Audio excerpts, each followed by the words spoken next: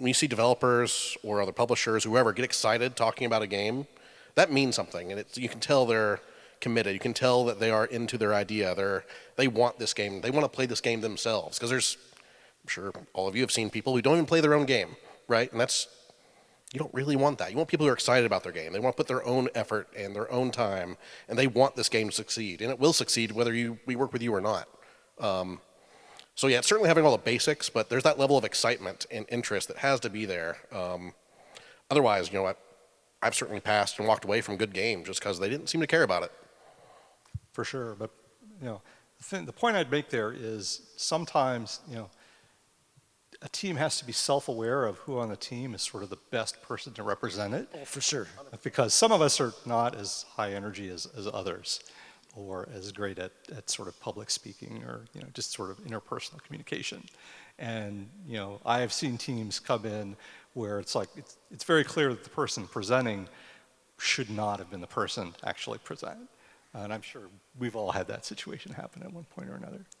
So after sort of having a clear vision for the game and sort of having done the analysis, what is that? How much does team play a role in sort of the analysis or the selection criteria?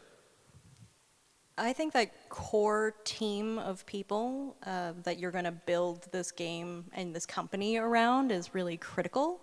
Looking back on games that have done well or failed, having a point in time where a founder leaves or someone from that core team leaves, it's like a coin flip whether that game is gonna make it or not. And so I think for folks that are on the side of publishing or VC, making sure that team is functional and that core team seems strong, and that the relationships that they have between each other is not toxic, I think is really, really, really important. When I was running due diligence, a lot of my due diligence was not only just, hey, does this team flat out have the capabilities to build the game that they say that they want to make? And do they have the capability to grow their team to be able to make it? It's also testing the dynamics of that interpersonal relationships between each other, and then also, is that relationship going to be good with us too as well? That it's not just the team itself, but like, will we have a good business relationship where we can speak truthfully? I think a lot of teams, their instinct is to hide things, from their publisher or from their VC. And unfortunately, those things will always come out, right? And so the more honest you are up front, I think is kind of the better. So how do I sort of present that as a team that we're not going to murder each other after 6 months?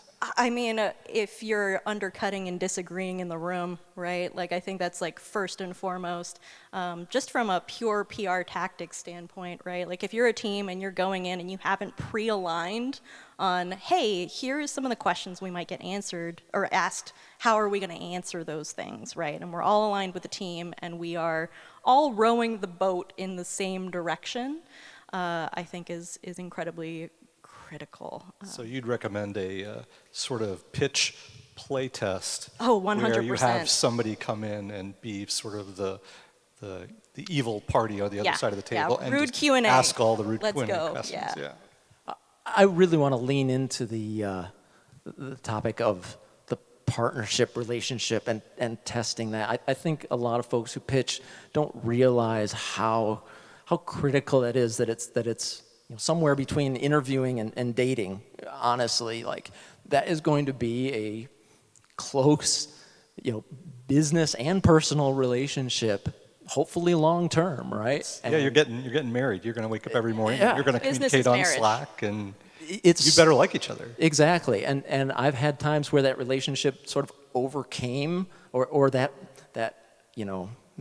connection with a team and with especially the leaders of the team overcame some of the hesitancies about the game itself. Sort of, you can overlook some bits if you're like, okay, this is a group that I can actually work with. This is a team that we'll listen, we'll be trusting, we'll we be built the honest. trust. You have you can be candid about problems. You can problem solve together. I've even had very long times where we haven't signed the group, but we've said let's do weekly meetings, to sort of get the relationship going and build trust and solve some problems together, see how that works. And that absolutely can lead to again, overcoming some of the challenges that may otherwise sort of sink a relationship or cause, people to just sort of step away from a deal. So don't underestimate the relationship power of the pitch,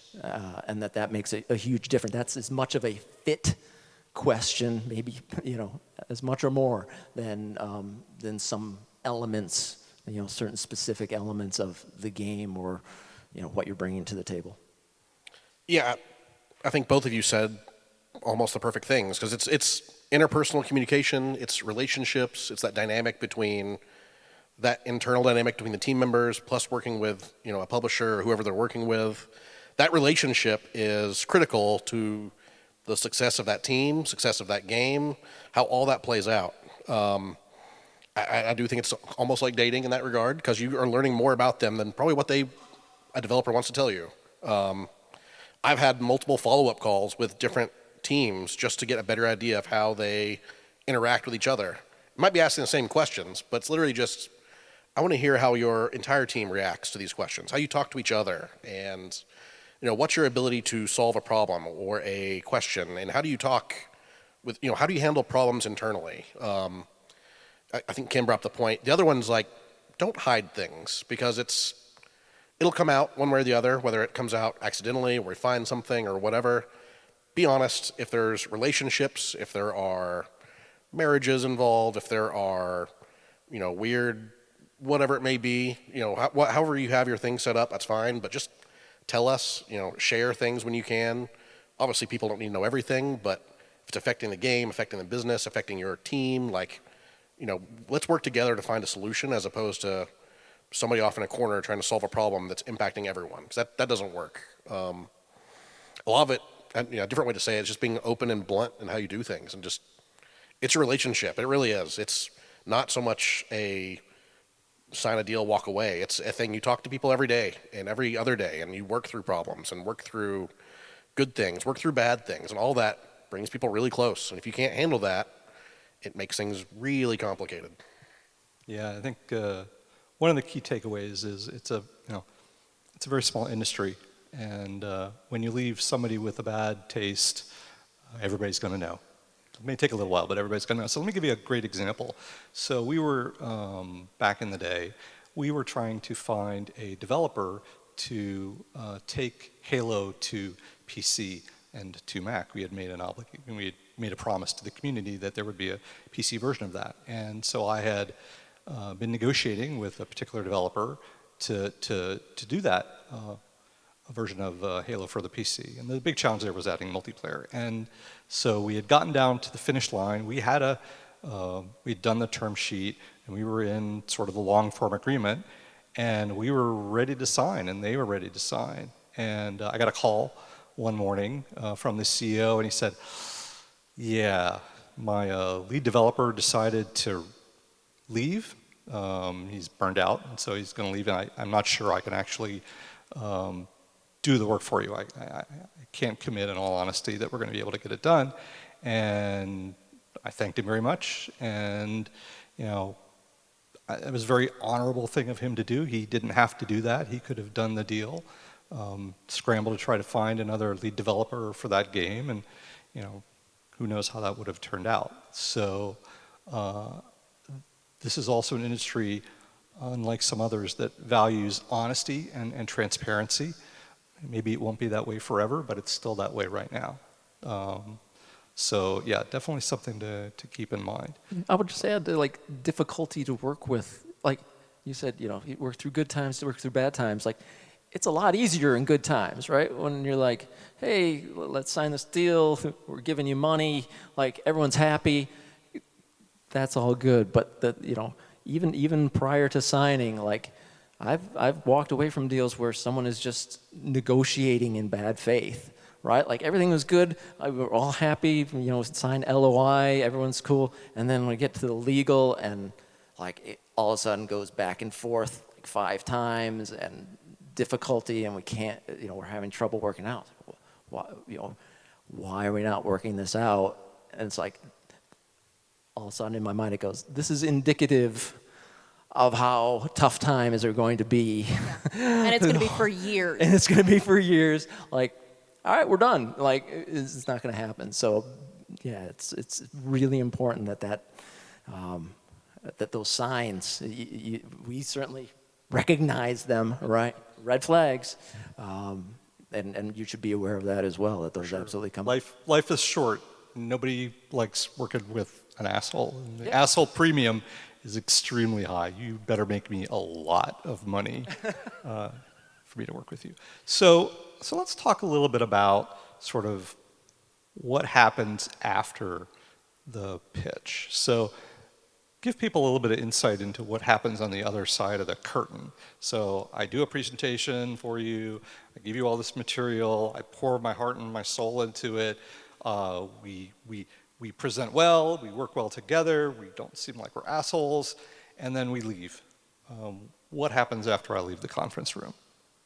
So I think it depends on who your audience you're giving your pitch to. So like VC will be a little bit different than publishing. I think all of us have publishing in our backgrounds, so what that looks like is going to be pretty consistent for all of us, I'm assuming. For VC, they're definitely more focused on what is the path to making money and then to a potential acquisition for this company, because that's how they get paid back, right? So what they are looking for is going to be different than what publishing is looking for. With publishing, typically, we all meet internally and we're like, hey, how do we feel about this team? How do we feel about this game? We do research on our side to figure out what do we think is the viability of this title? Are there any competitors? Talk to marketing. Do we feel like this is marketable? And then I don't know if you want me to go through due diligence or just behind the curtain of what we're talking about. Sure. Let's. What is it? I mean, I think most people don't really get any visibility into that. So. Sure. And then if we're all aligned, right, that we're like, okay, I think it's worth talking to these folks more. We enter a process called due diligence. Every company is going to be a little bit different. The way we did it at Xbox Publishing was we had a long list of questions for every discipline to basically drill down to, at the core, does this team know what they're doing, full stop? Do they know how to make this game? Do they have expertise in-house for this game? Because sometimes you'll have a studio that's only done single-player games. They're like, we're going to make the best massively multiplayer online game. And you're like, oh, really? Are you? And so it's not that, if that studio's reliable, like, we'll go through due diligence, right? But we are going to drill down into, okay, well, what's your networking capabilities? What is your engineering team like? And then start to talk to those individual discipline teams to get a sense of, hey, I feel like the investment is going to be safe with this team. Yeah, I'll do one step back and then dive in. The step back is, remember that the pitch is just the start of the conversation. Yeah, this takes months. Right. A lot of folks tend to think like you said, put their heart and soul into the pitch, and like, okay, then that's it. I'm going to get a decision out of that. And it's like, no, that's just the beginning. That's the opening. If there's curiosity, right, you're just trying to get a spark. So it's the start, and then yes, the due diligence, and every group is going to do due diligence differently. Wow, that's quite a. It's a lot of detail. That's the alliteration. Yes, the VC is going to look into money and the business aspects of it.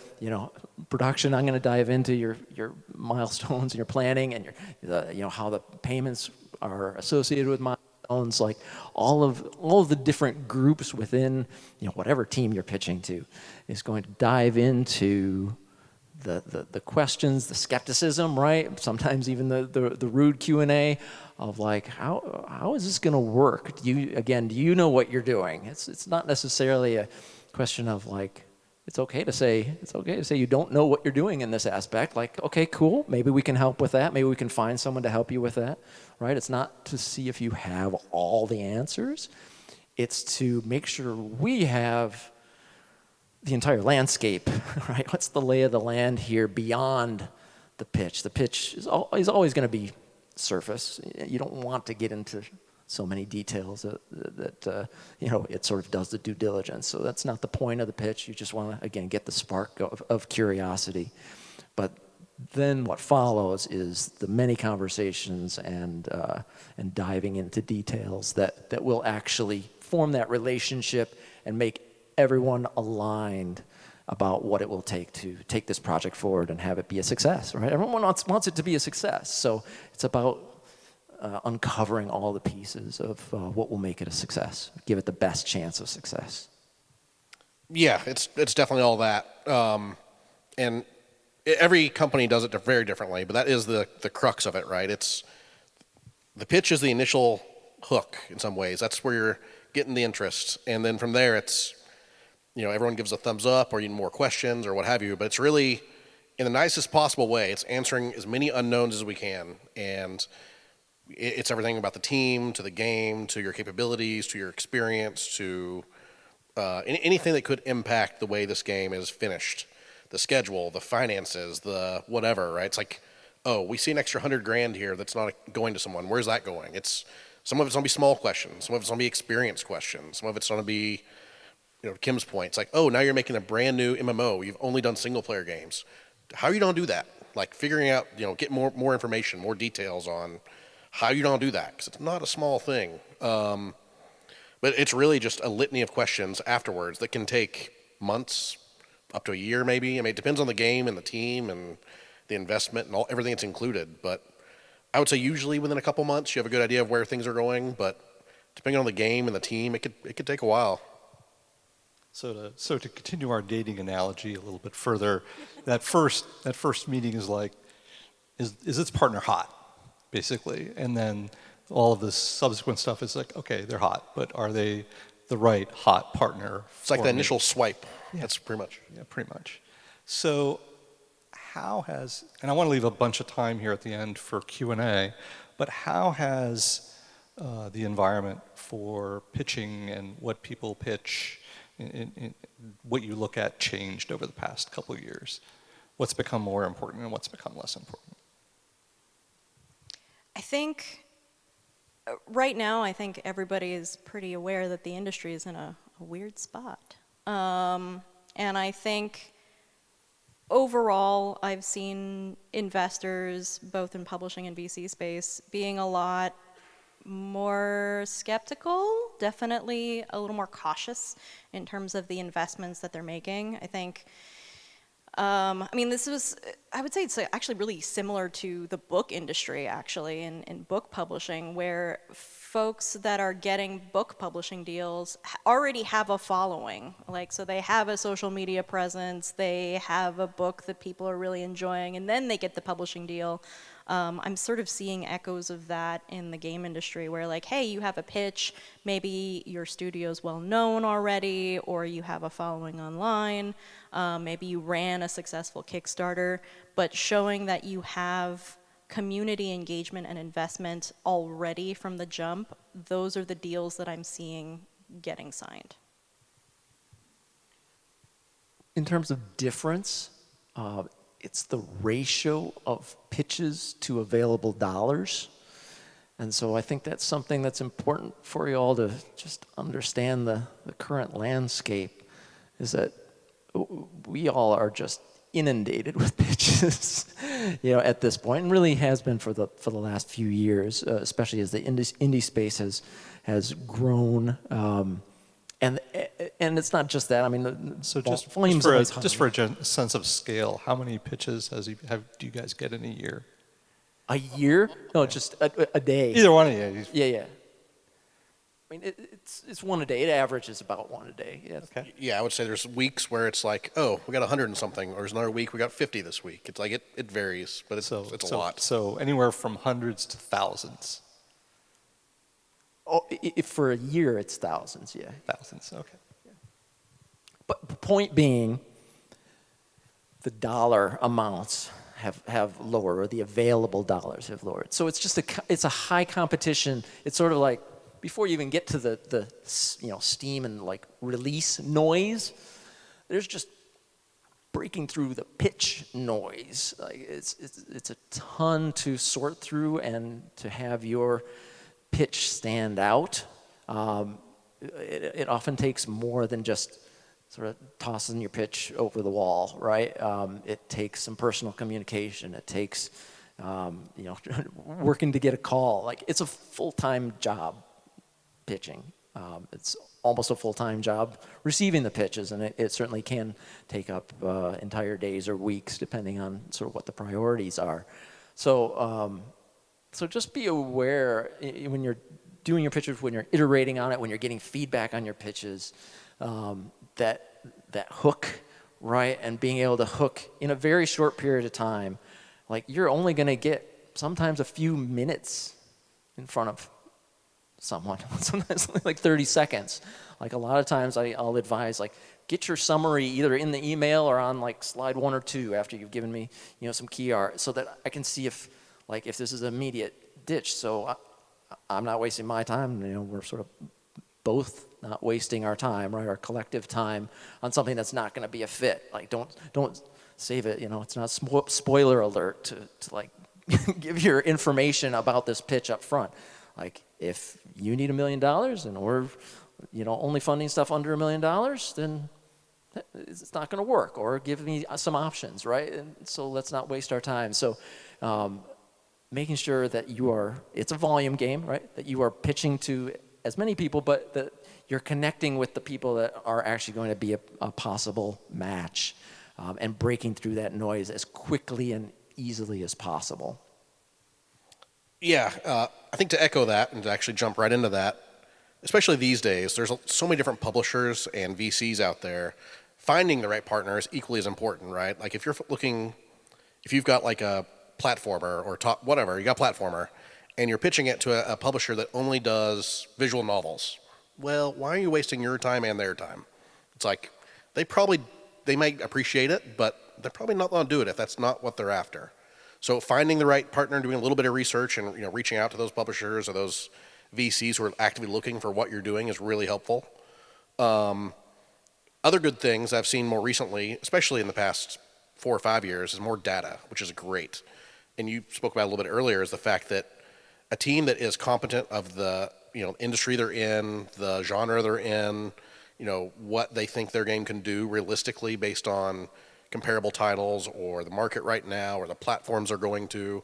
Seeing a team use and activate that data that's out there now, which hasn't been out there before, is really valuable. And we'll still do our own research, mind you, but seeing a team that actually does that stuff on their own is really valuable. Another one, which is great for the indie scene specifically, is innovation, right? That's one of those areas where game developers make all sorts of amazing things. Indie developers, more so than anyone else, have the opportunity to take risks and try new things and, frankly, sometimes just break shit, and all of a sudden you got something really cool, whether that's visuals or game design or storytelling or whatever, right? So with an indie developer specifically, they might not know anything about the business or whatever, but they have great game design chops or business chops or whatever it is, right?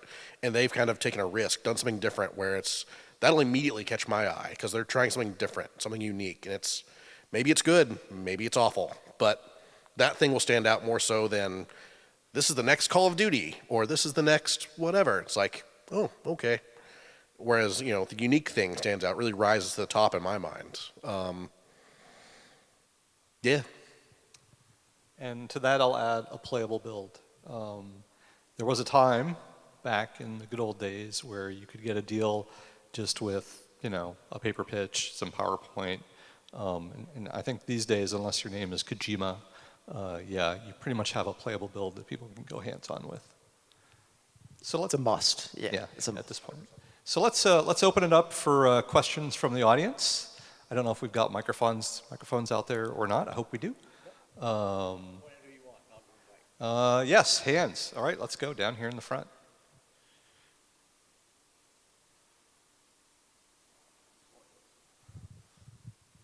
Are we? Oh, yeah, we're live. So you had mentioned bringing in data, like a market analysis, when it comes to whatever title you're pitching. What are some metrics or some key metrics you would like to see when it comes to a pitch? I would say there's a handful of different things there that can come into play. So there's a few critical ones like wish lists. If you have a Steam page up or a demo up or whatever, and you're accumulating wish lists, having that data is great. That is the coin of the realm. Yeah, that's easily the most important.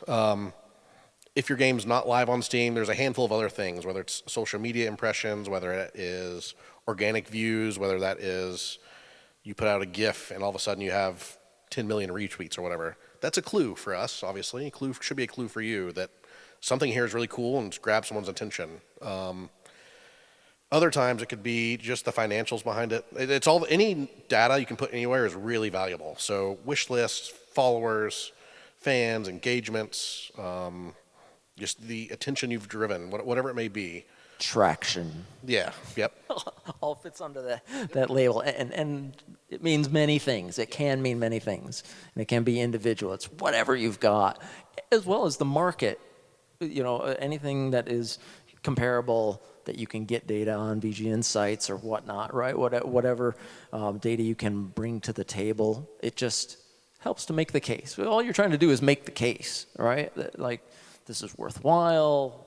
Here are some data points that we've sort of brought to the table and understand the market, understand how our game fits, and have maybe gotten some head start in the community or what have you, right? Whatever. How's your Discord, right? If there's something notable that you have as traction, and again, a lot of things qualify under that, wish list being, sort of number one. But many things. If you don't have the wish list, have you done a Kickstarter, right? How's your demo downloads? How's playtest data? Like, there's a million different ways that you can show traction, and as many of those points as you can have, it just makes the case. I think a good question to ask yourself is, what would help you know that you are making smart choices about the game that you are making and who you are making it for? And go and find that data. Sometimes you'll have to shell out a little money to find it. But, hey, if you are trying to figure out your social engagement, like checking out Social Blade and figuring out where you're sitting if you are streaming or if you are on TikTok or whatever. Or, hey, I know that this particular genre of game is doing really good traction on socials right now, and here are the top streamers, and here's my plan for going after those guys and trying to maybe get their attention. Like, thinking through what would help me succeed and help our team succeed, and then presenting that data to whoever you're also asking money for shows that you've been considerate and thoughtful, again, about who are you really making this game for. Awesome, great question. Other questions? Sure, right down here.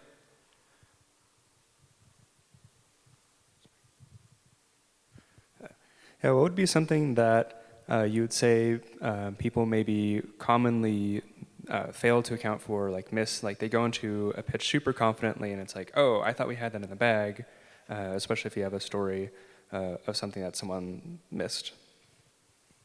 I have a number one pet peeve, and you're probably not going to like it, but it's people who think their idea is so awesome that their whole deck is the idea. It's a huge no-no in my realm, at least. Like, 4 slides tops. Like, you can get a summary of the game. Like, you need to be able to elevator pitch the game. Like, all the other stuff we've been talking about is as important or more important. We just need to understand what the game is and what you're trying to do. Like, we'll get your design doc later. Like, that's, that's a follow-up. But I have definitely gotten pitches where it's nothing but like concept art and big long story, points of where this is going, no playable. It's just like, I know you think your idea is really, really, really cool, but this doesn't tell me enough about the game. It's not the information that's actually important, and so it's overemphasized. Yes, we need to know about the game, but overemphasizing the creative, which a number of creatives get really stuck and think it's like, you will think this is awesome if I just can communicate enough of my idea to you, and that's not the case. So I have a weird one. The other aspect I've seen often enough is not wanting to share enough, right? Like, if you're pitching me a narrative game and you don't want to tell me how the story ends, well, we don't want to work with you because that's weird, right? Like, you don't want to tell us how your game ends or how the story unfolds. It's like, you have to be willing to, open the kimono. You got to show us. Like, we need to know what's happening. If we don't know what's happening, then, why are you here? Why are you not wanting to We're not share? going to steal your idea. Right. That's not the point of this. Like, what we need to know, so we're interested. Like, that's the thing. But it's happened enough that it's just odd to me. I think for me is like the pitch clearly was made for somebody else, right? Like not knowing your audience. As I mentioned before, like the pitch that you give to VC is going to be very different than the pitch you give to a publisher. And so I think having a good understanding of who you are actually asking for the money is important. There's plenty of folks out there that can, talk to you about that. Like Ed Freeze gives talks all the time about pitching to VC versus, pitching to publishing. Ed's awesome. And so I think educating yourself before you create that pitch, and you're going to want to make like a ton of pitches. And even if you're just within the publishing realm, right? Like pitching to publisher A is going to be different than pitching to publisher B because they're prioritizing something else in their business, right? So I think when I get a pitch and I'm like, oh, this was clearly made for Sony, right? And I'm like, okay, I mean, put in the extra effort, right? If you're going in and you're asking for millions of dollars, just like make a fresh deck that's specifically for the person that you're talking to. Can I add to that? Like, Yeah. I think there's 4 basics. Know your audience. Number 1, know your venue. It's not always a pitch deck. Are you going to get to deliver this live, right? Are you going to call? Do you get 5 minutes or do you get an hour? Like, it's got to be tuned to the right venue. Third is know what you bring to the table. I kind of mentioned that earlier, right? It's a partnership. It's sort of the what and the why. Like, why would this other entity want to partner with you, right? And the fourth, if you listened to or attended Leah Hoyer's quick talk this morning, like you got to have a story, know your story, be able to deliver your story. That goes to John's, like get the right pitch person in the room who can tell the story. So if you get those 4 like basics down, which means, as Kim said, like you got to have a lot of iterations of your pitch. Your pitch is not one thing. It is, tailored to those 4 elements, and that will make it much more effective if you really keep those 4 in mind. Yeah, when I was working at Airtight Games and was doing pitches like for Quantum Conundrum, I mean, I think I had like 40 versions of one deck to pitch to different audiences at different lengths, prioritizing different things. Like, oh, this studio really prioritizes art, so like that thing better be freaking beautiful, right? Whereas this company is actually very engineering forward, so like, what's the cool tech piece that we're pushing there? And like, again, understand your audience and take the time to make that sort of custom edit for them. It's a pain in the butt, but it's worth it. Other questions? Sure, right there. This is probably the last one. Yep, you're probably right. Hi. We've heard a lot about how we as indie studios can pitch to you all basically what is the things that you're looking for to see if we're a good fit in this relationship. What are things that studios can look for to see if the publishers are a good fit for us? Ooh, great question. How do I judge my potential publishing partner? Yeah, so I mean, I think having a clear point of view of why you're talking to a publisher in the first place, right? A publisher is going to provide you for money, but there's always going to be catches to that money in terms of how that deal is structured, and every deal is a little bit different. Hopefully they're going to provide marketing, they're going to provide distribution, right? So what do you need for your game, for your team to succeed? Is it more of one thing? Is it more of another? Maybe you actually are looking for just a pure distribution deal versus a fully funded publishing deal. So I think having a very clear idea before you go and start talking to funders, like what are you really looking for? And then again, like, is that relationship gonna be good? Like, do you get good vibes from the people that are in the room with you when you give that pitch? Or are you like, nah, they're sus, like, I don't know. And you should also, in those due diligences, be asking questions of what it is like to work with that publisher, right? Because it's not a one-size-fits-all. It has to be a partnership that goes both ways. Yeah, that's great, Kim. Just echoing some and maybe a little bit of color. While it feels like it's a one-sided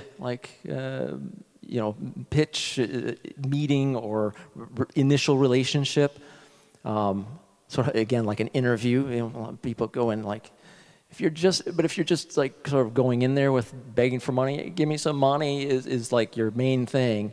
Like that can really throw that off and is not a good sort of setting. You need to feel like it's a conversation, that you are asking as many questions of them as they're asking of you. It's like I would give any advice to an interview, right? It should be a conversation. It shouldn't be just one-sided. Like you need to engage, you need to show expertise, you need to show that like you asking questions of us is you demonstrating knowledge about the market, the game, what you expect from a publisher, right? You should challenge us. That's cool. I love hearing that. You know, that you have enough awareness, self-awareness, confidence in what you want and what your partnership brings to the table. That you should be asking what our capabilities are, what we bring to the table. Make sure that's a fit for you.